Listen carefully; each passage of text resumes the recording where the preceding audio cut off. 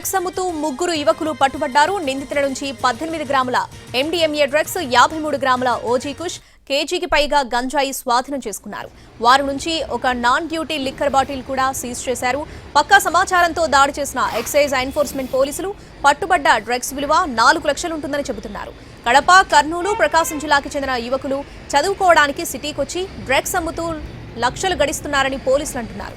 ముగ్గురిని అరెస్ట్ చేసి ఉప్పల్ ఎక్సైజ్ స్టేషన్కి తరలించారు.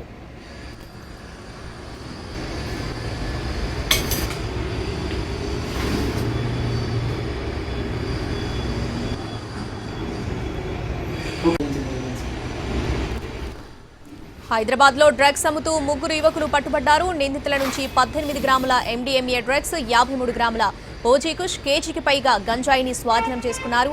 వారి నుంచి ఒక నాన్ డ్యూటీ లిక్కర్ బాటిల్ కూడా సీజ్ చేశారు. పక్కా సమాచారంతో దాడి చేసిన ఎక్సైజ్ ఎన్ఫోర్స్మెంట్ పోలీసులు పట్టుబడ్డ డ్రగ్స్ విలువ 4 లక్షలు ఉంటుందని చెబుతున్నారు. కడప, కర్నూలు, ప్రకాశం జిల్లాకు చెందిన యువకులు చదువుకోవడానికి సిటీకొచ్చి డ్రగ్స్ అమ్ముతూ లక్షలు గడిస్తున్నారని పోలీసులు అంటున్నారు. ముగ్గురిని అరెస్ట్ చేసి ఉప్పల్ ఎక్సైజ్ స్టేషన్కి తరలించారు.